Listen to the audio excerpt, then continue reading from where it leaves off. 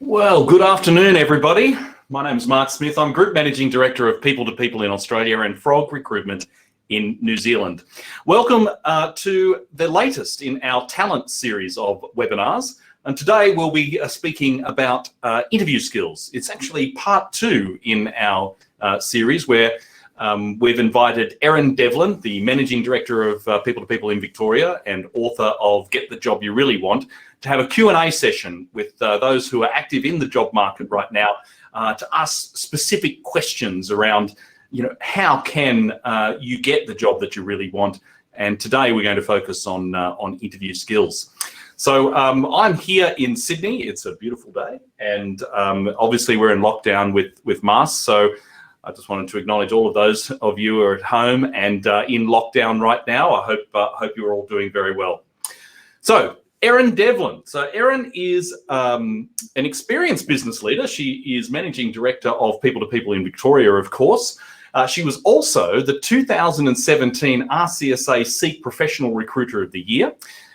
She also runs a business called, or CEO of In-Front Sports Consulting, I should say, where she's worked with over 500 professional athletes and coaches on career transition and planning. She's the chairman of and on the board of the RCSA VicTaz Council. And she is the author of Get the Job You Really Want. She speaks regularly on the ABC, Channel 7, the 9 Network, Foxtel and 2UE, and on the recruitment industry shortlist a blog, I should say. So please welcome Erin Devlin. Thanks, Mark. Can everybody see me and hear me okay today? All good? Yep, it's all good. Yep, I mean, obviously, there's a lot of people at home at the moment, isn't there, with their internet and the like?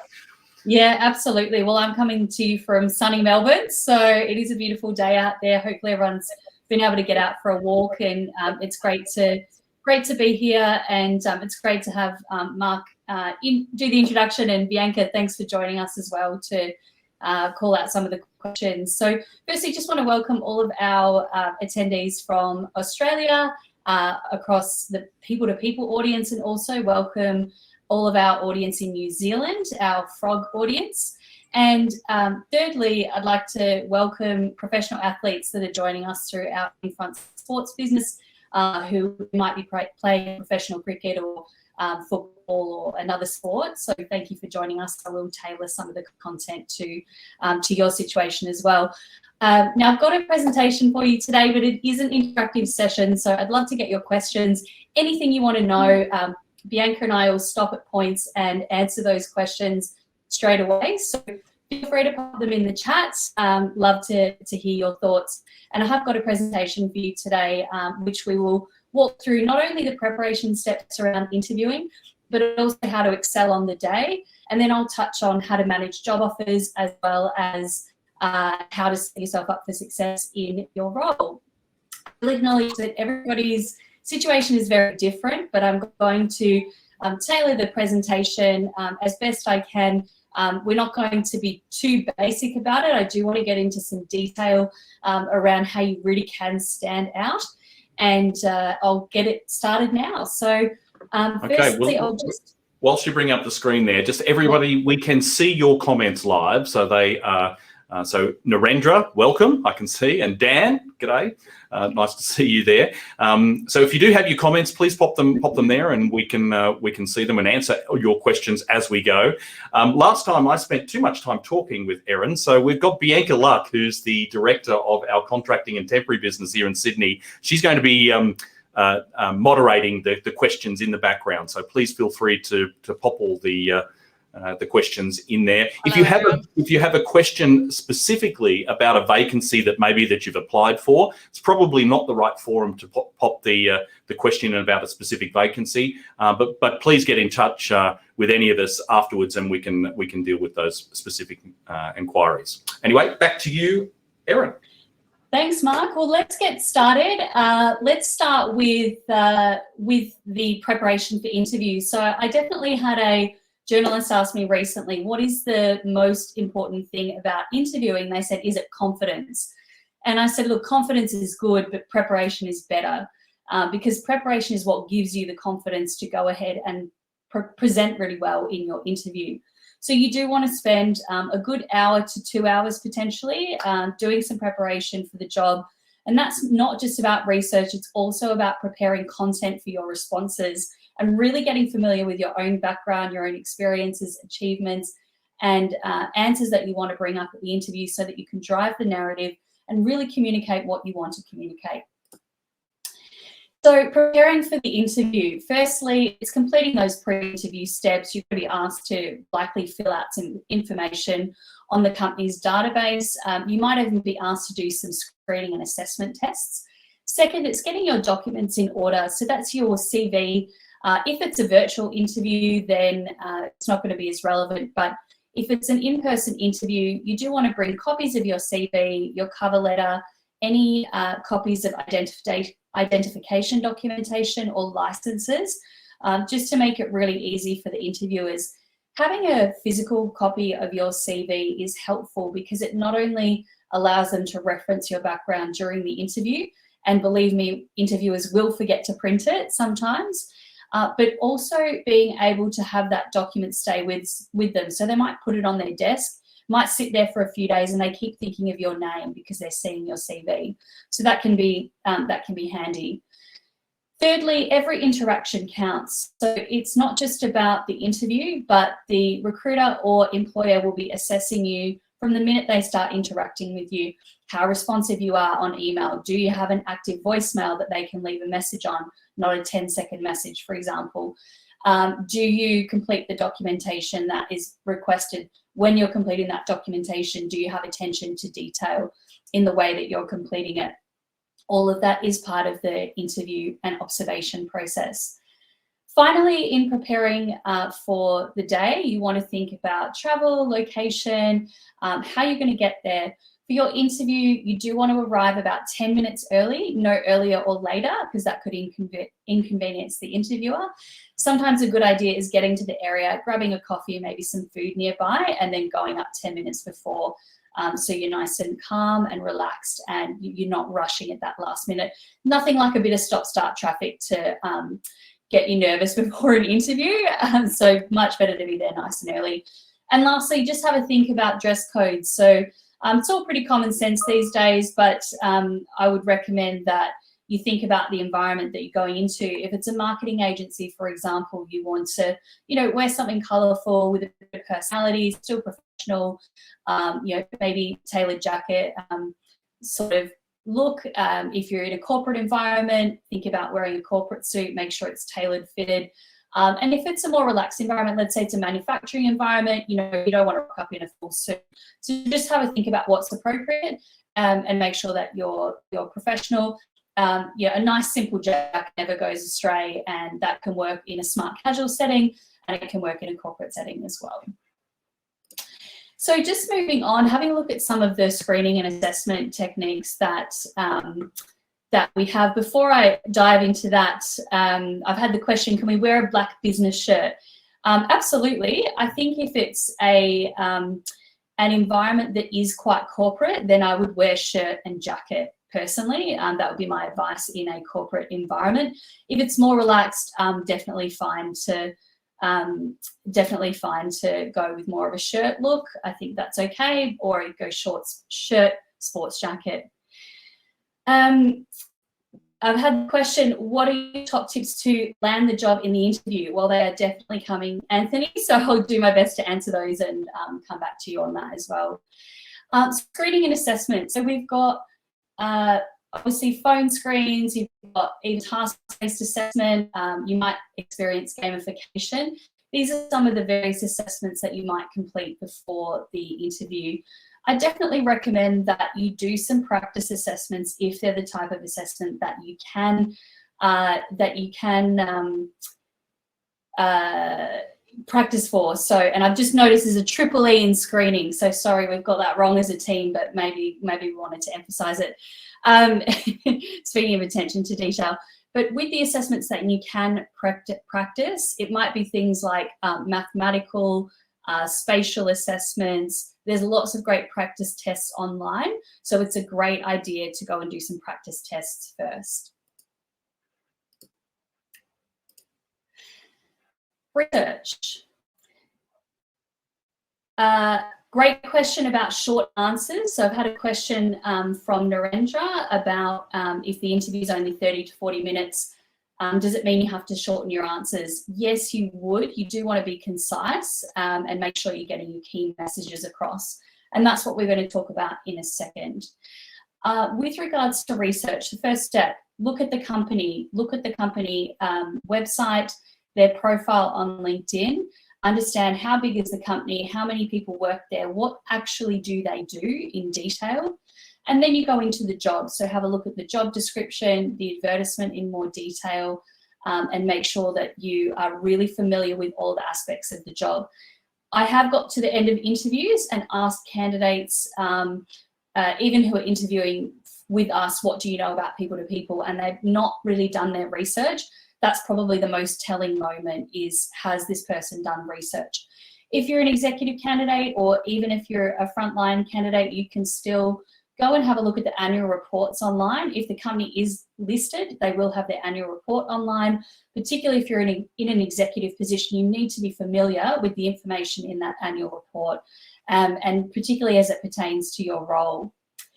Have a look at the interviewers, their backgrounds on LinkedIn. You want to try and bring up something in the interview that shows that you have actually thought about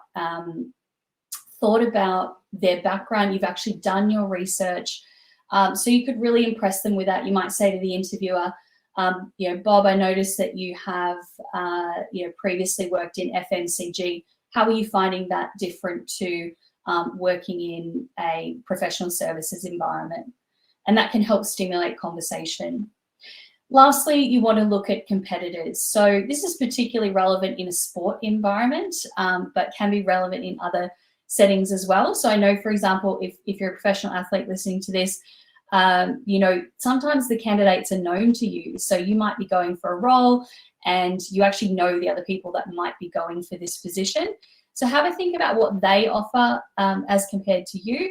If it's a corporate role you're going for, have a think about what advantages you have and what you might lack and how you can overcome that in the situation as well.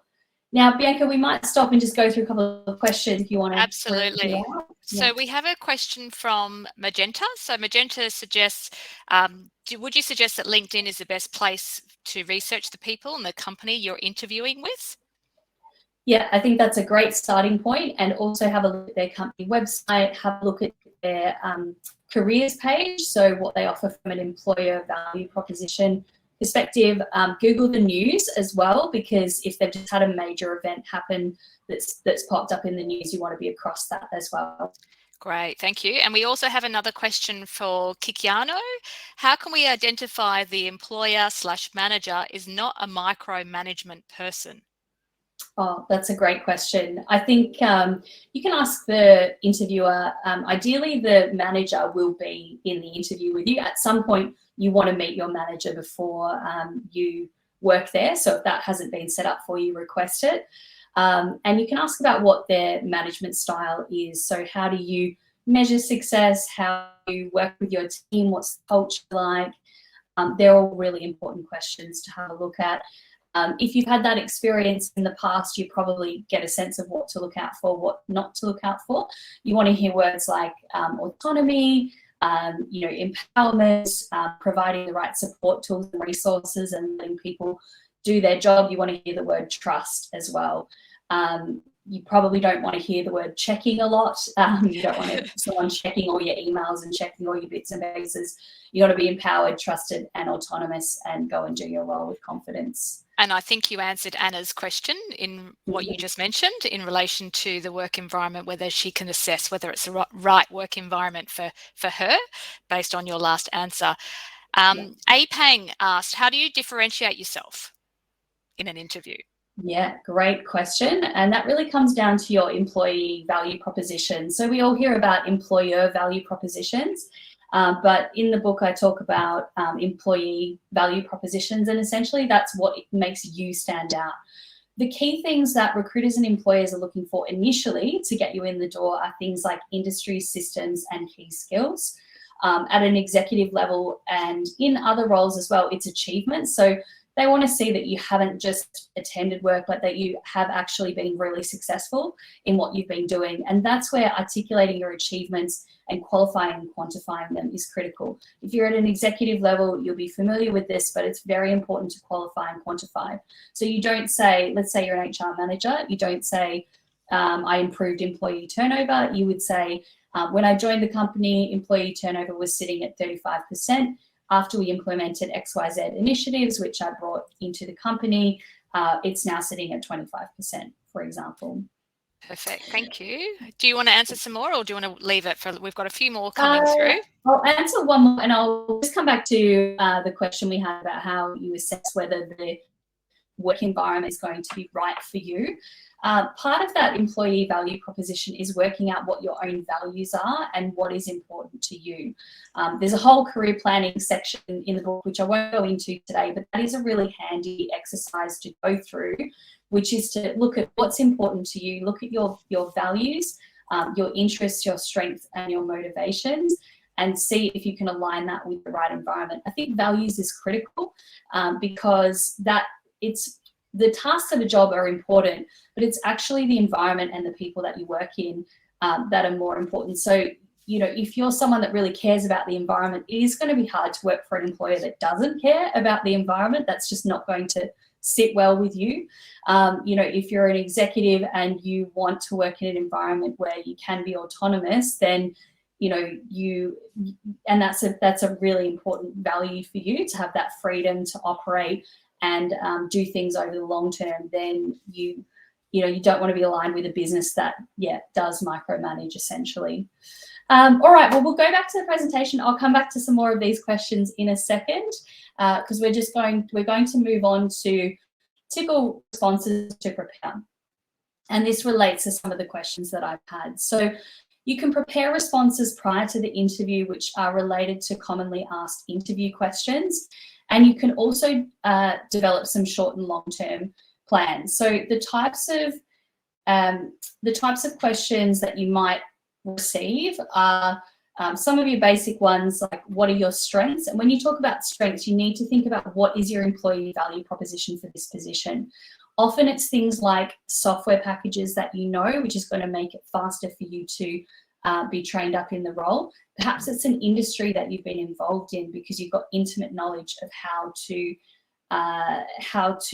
operate within that environment. Or maybe it's a particular skill that you have.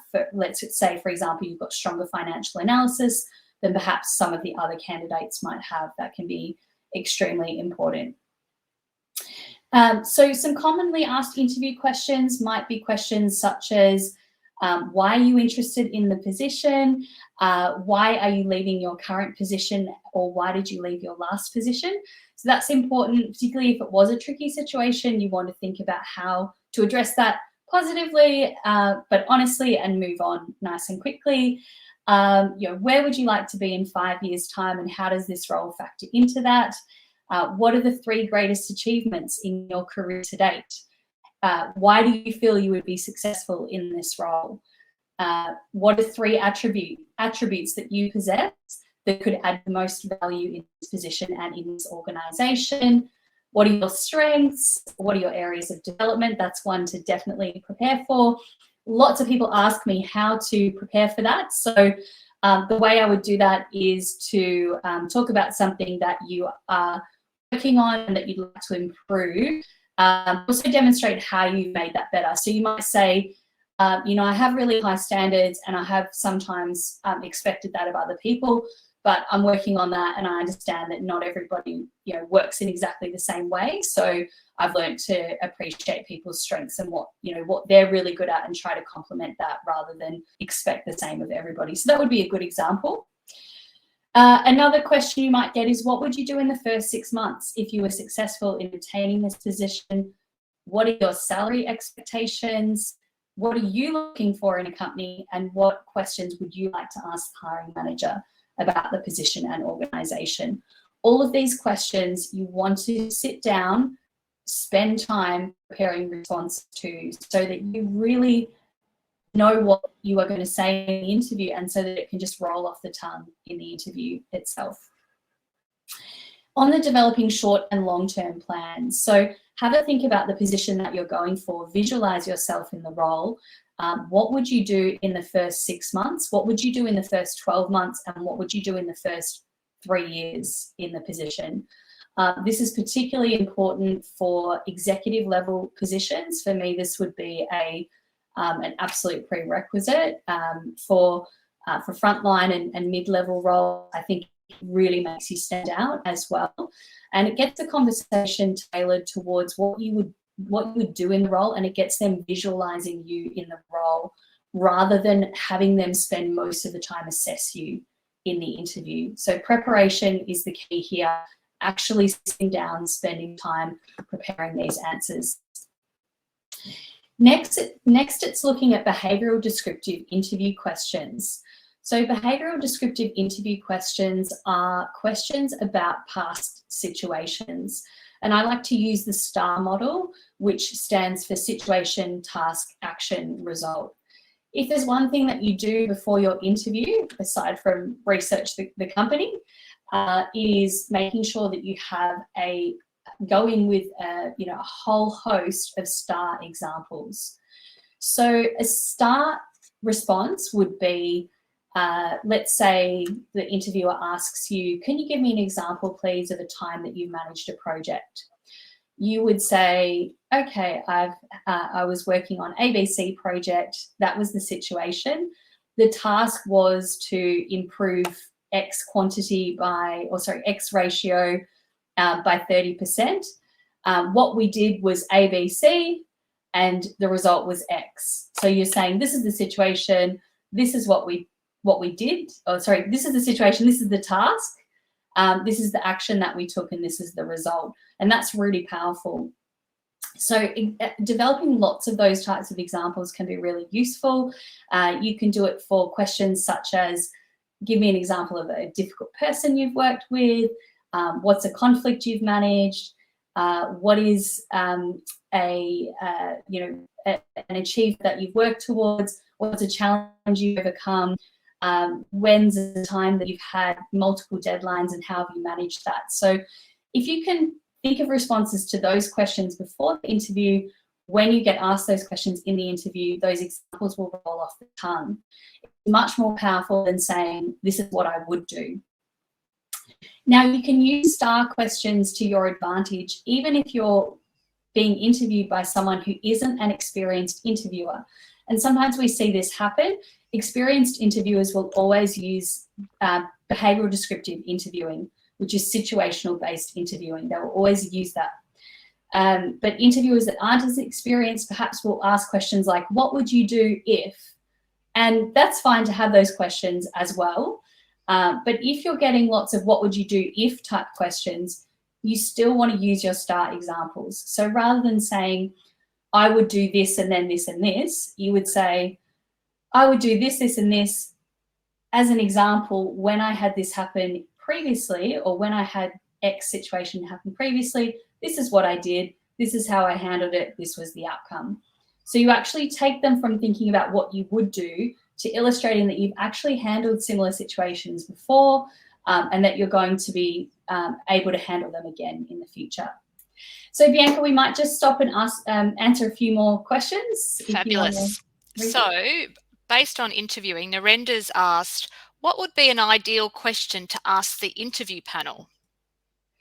Oh, that is such a great question, because this is one of the things that can really make you stand out in an interview. So if you forget everything else today, asking great questions is so important at the end of an interview.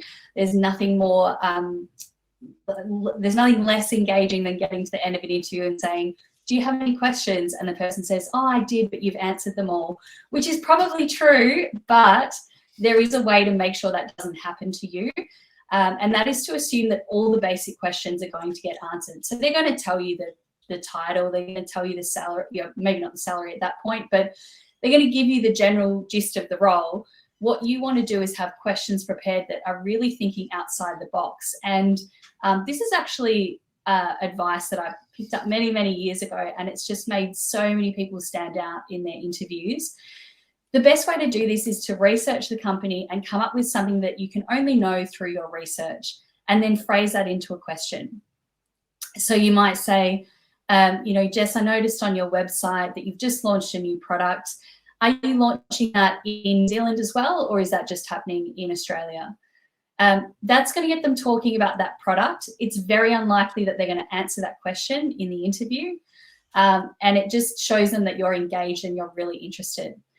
Another great question might be, Fred, I noticed that you have worked in this company for 5 years. What have you seen are the best career progression opportunities? Something along those lines. So you're just acknowledging, I've seen that you've worked here for 5 years. For example, I've done my research. It's a great way to demonstrate research. Great, thank you, Erin. Another question would be from Anna. Is it okay to message someone on LinkedIn that works for the company that you're thinking of joining?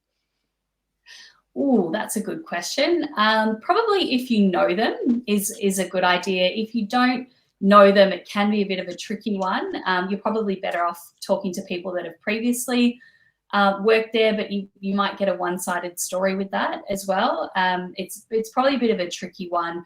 I think if you are going to do that, you should actually get the interviewers okay with that, to say, actually, I'd really love to talk to someone that works here at the moment outside of the interview panel. I'm particularly interested in talking to the CFO.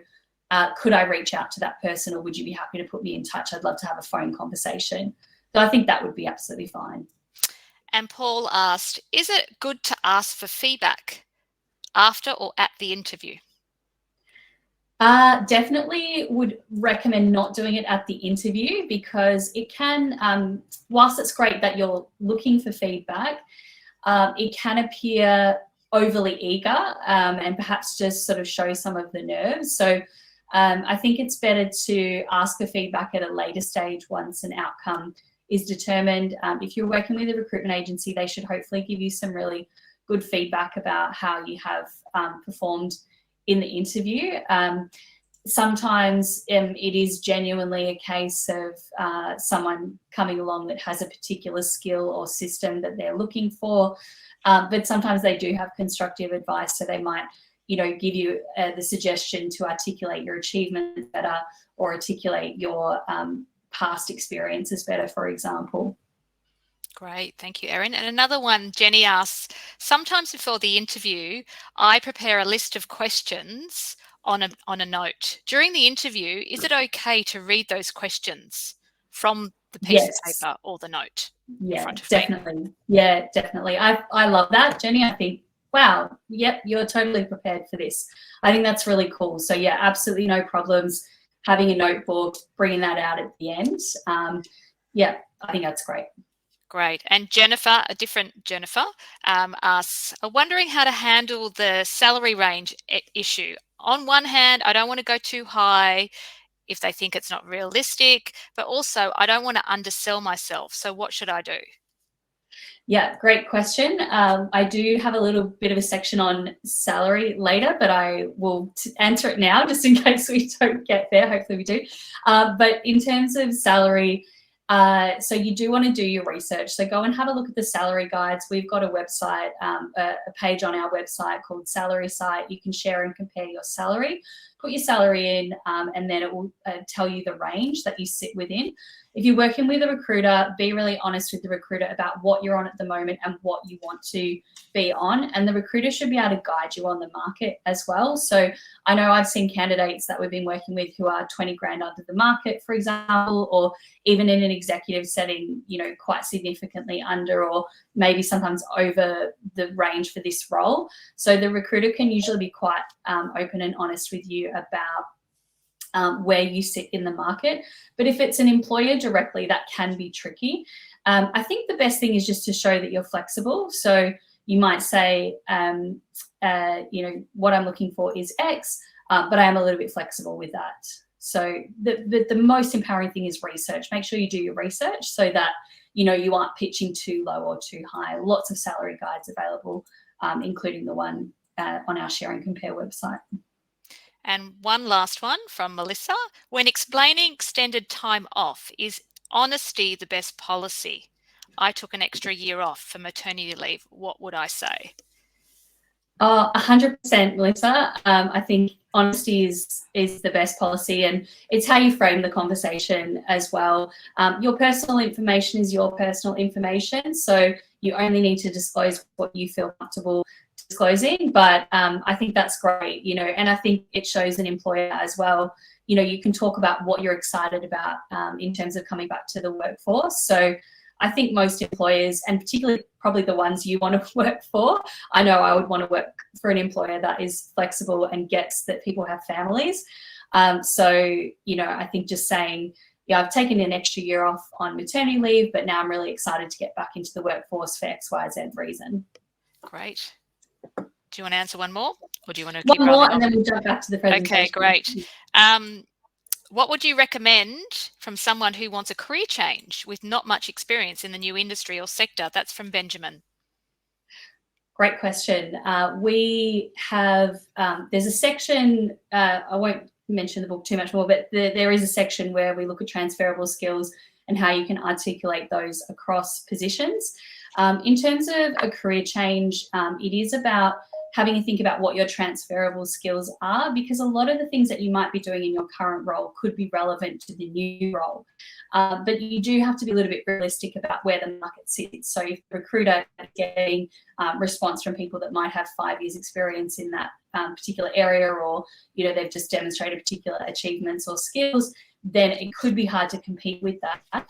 The best thing to do in a career change scenario to really impress the recruiter or employer is to pick up the phone and have a conversation, because your enthusiasm, your communication skills, and the way that you present your elevator pitch could actually be more impressive to that recruiter or employer, and they might think, gosh, you know, a fresh perspective could be really good in this role. And then you come in a bit more as maybe the wild card because you're coming in with a bit less experience.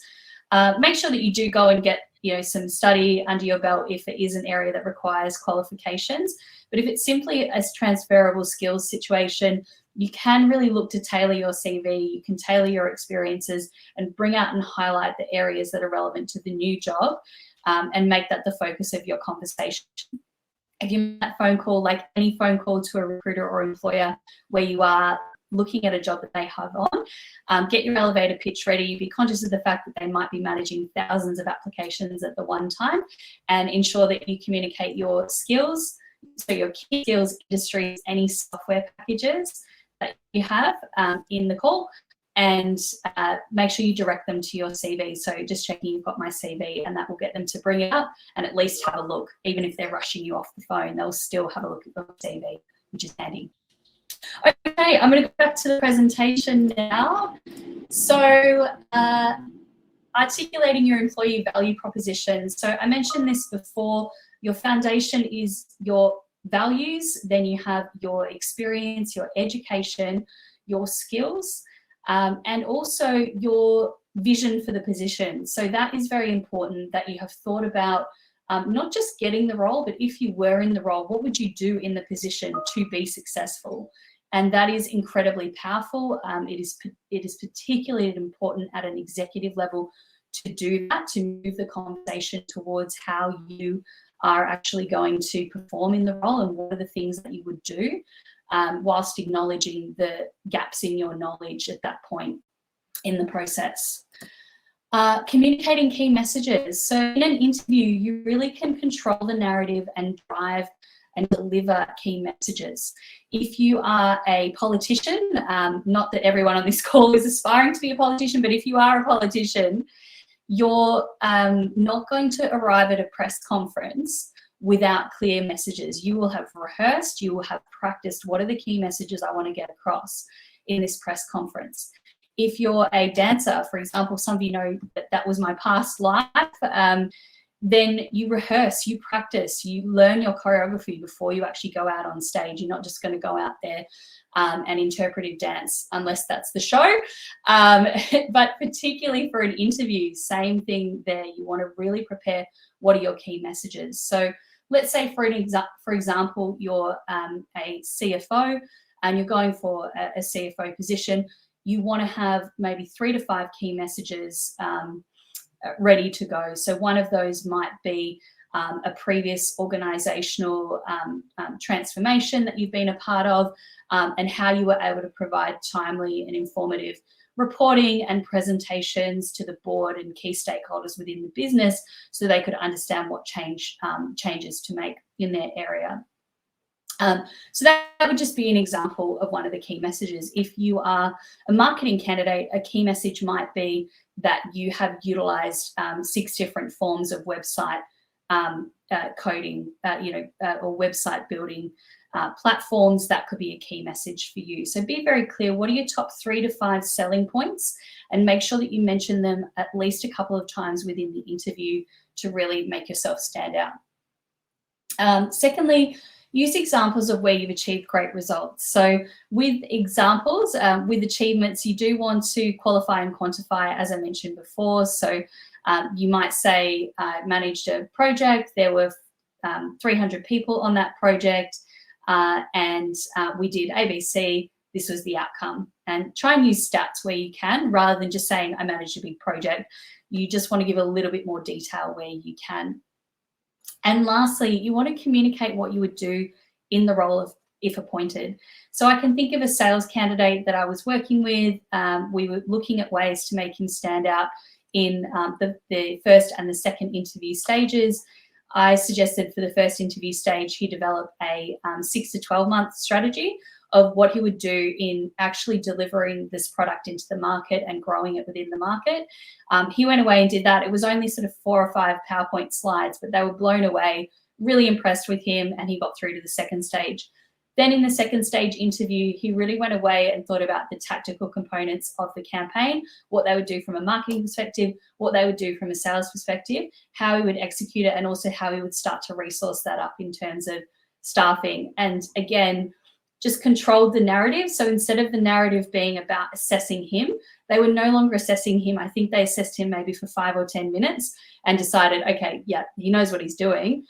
And he controlled the narrative and really got them thinking about, okay, if you hire me, I'm just going to hit the ground running. We've got things to do. Let's go.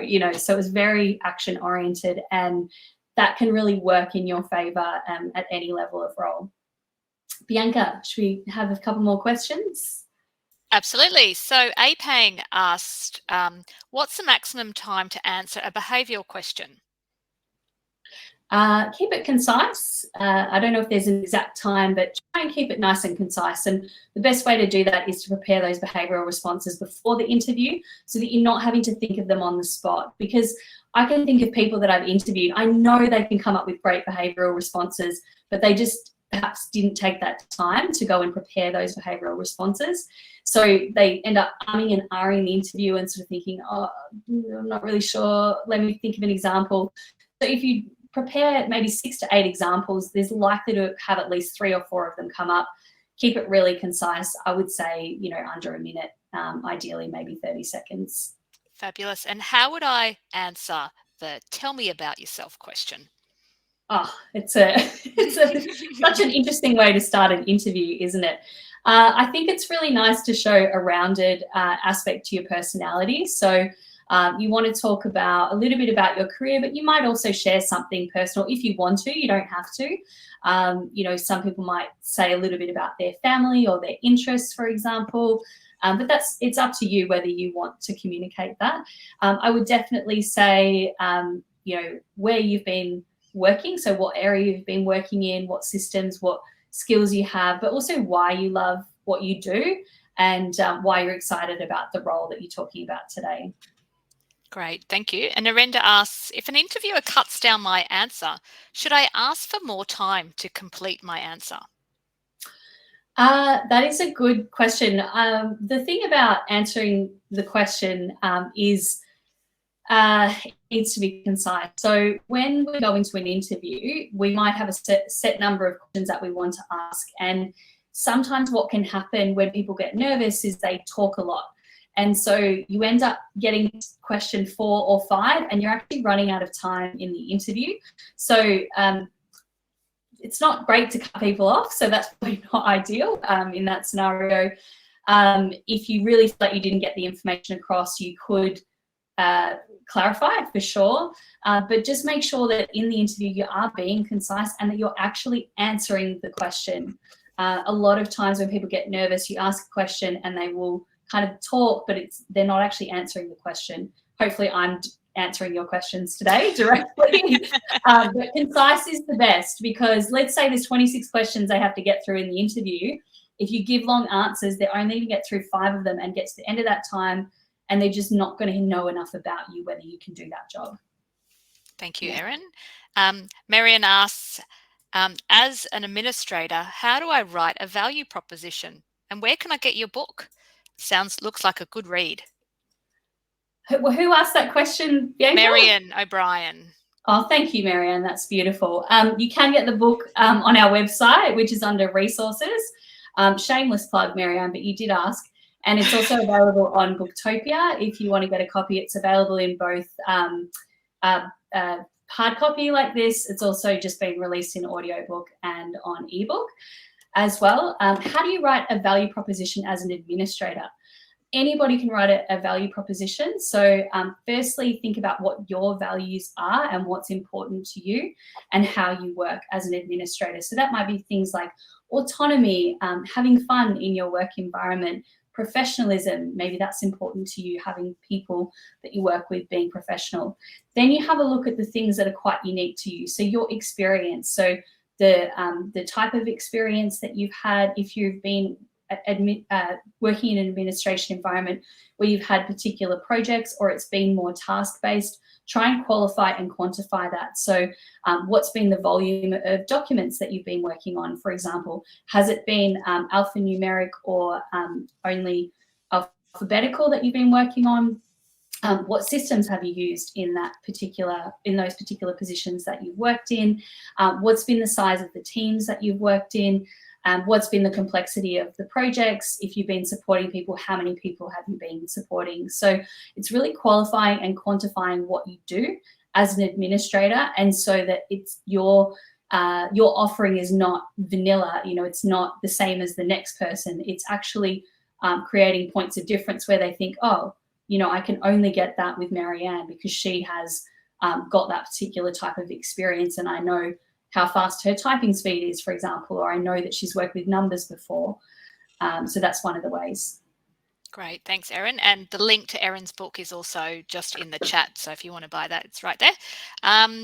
Gisela asked, what's the current market like for temp and short-term employment? Yeah, it's a little bit, I'll be honest, it's a little bit subdued in Sydney. Bianca might be able to talk to that, but and a little bit similarly in Victoria. But I'd say overall the job market is still pretty strong. With vaccinations starting to rise, confidence is rising as well. So I think we had a little bit of a moment with particularly the Sydney lockdown coming in, and Victoria as well. That's been a challenge. I think in other states, if you are experiencing lockdowns, similar sort of thing. If you're not in lockdown, then it's pretty strong. But I know, Bianca, our temps keep growing. Oh. So We're actually on the flip side of that. We had a period where we were a little bit quiet on the temp side, but we have been extremely busy. We've found pockets of work in essential services. So we've got clients that are calling in bulk roles, and the roles that we're getting in are, particularly on business support, a little bit different to what we previously had. So the reception, the admin roles on site in offices are no longer there. So because offices are closed down, but other customer service roles and supply chain roles are certainly in abundance. It's also a candidate type market. So a lot of candidates have a lot of opportunities. So you will see that even though Sydney is in lockdown, you will find there's lots of opportunities still happening because remote onboarding is no longer complicated for companies to do. Last year it was very difficult. They were getting their head around it, but now they've got that down pat. And I'm director of temp and contract recruitment in Sydney. We're even remote onboarding people for short-term temporary assignments. Where clients will ship out a laptop or a PC to them and get them started straight away. So it is strangely quite busy, and we are expecting it to be even busier when we're out of lockdown. Yeah, definitely good news, Bianca, for job seekers for sure. So yeah, definitely worth registering for temp work. Absolutely. I'll go to the presentation now. We spoke about great questions before, so important in the interview. As I said, if there's one thing you remember, it's to prepare questions that are outside of the box, that demonstrate your research and engage the interviewer. People love talking about themselves, not everyone, but a lot of people do. And so if you can get the interviewer talking about, you know, what they love about their job, what they love about the environment, or even talking about something like, you know, the football or something, you know, that's quite personal to them without prying, you know, that will really engage them. And often people walk away saying, oh, that was such a great chat. Really enjoyed that. Confidently presenting. So building rapport through eye contact is important, through engaging in connection with things that you've seen and heard. So if you're in reception, you might look around, there could be certain awards that the company has won, or maybe there's something on the boardroom wall that you can strike up a conversation about. Build a bit of rapport. It's okay to have a little bit of humour in there as well. You don't want goofy humour, but just to try and break the ice a little bit, trying to lighten up the mood. It shouldn't be, you know, overly serious. Hopefully the interview is experienced enough to put you at ease and to make it an enjoyable and fun experience. Secondly, you want to try and mirror body language. So if you are coming into an environment which is face-to-face and the interviewer hasn't sat down yet, just wait to sit down until they do. It is, there's a lot of research around body language to say that mirroring body language in an interview can work really well for you from a power balance perspective. So you're not appearing overly dominant and you're not appearing submissive within the interview. So confidently shake their hand if that's appropriate, probably not right now, but in the future, maybe that will happen again. But sitting down at the same time as them, getting up at the same time as them, you know, if they're relaxed, you can be a little bit more relaxed with your approach. Just be careful that you're not kind of sitting forward nervous like this. You know, you really want to appear that you're relaxed and confident. And the best way to do that is through your preparation. Thirdly, be succinct. We spoke about that before, and answer the question. Make sure you listen to what the question is and that you always come back to answer the question. Keep your answers nice and short and succinct. If they want to know more, they will probe further, and that's actually a great way to get them to engage with you further. If they want more information on that topic, they can always ask more questions as well. How to showcase achievements and strengths. So communicate what you offer over other candidates, and this can be things like systems, industries, key skills, but also some of your soft skills like your enthusiasm, as demonstrated by past examples. So a great example there would be, you know, I like to be proactive within my work environment. When I get into a project, I'm really excited about it. I'm really excited about what we're doing in your company. You know, a great example would be in the past, I took on a leadership role within my university, or it might be I took on an additional leadership role within my company to drive diversity initiatives. So you're really showing those examples as well. Be confident in selling yourself. So you do have some great experience, you do have some great skills, Even if you're fresh out of school or fresh out of uni, there's still lots of great skills that you've developed. So be confident in selling those skills, but try to tailor it to the job as much as you can based on the knowledge that you have of the role. Talk about past experiences using those STAR examples, situation, task, action, result, and show that you can hit the ground running by getting the interview focused on what you would do in the role and some of the plans that you have to help move the organisation forward. Handling the offer conversation. So with an offer conversation, we really want to be in a position where it's not a surprise. So sometimes I've heard advice to leave the conversation about salary right till the end. That is not the best way to go.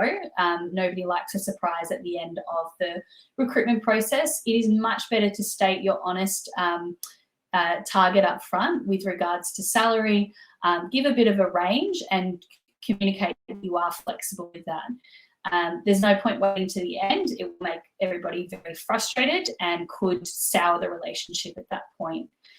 Asking for flexibility can be a tricky one, but most employers are pretty good about flexibility now.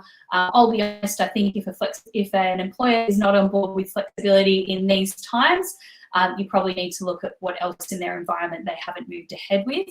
I personally would probably want to work for an employer that has that level of flexibility. It also demonstrates an environment that is focused on outcomes and not hours.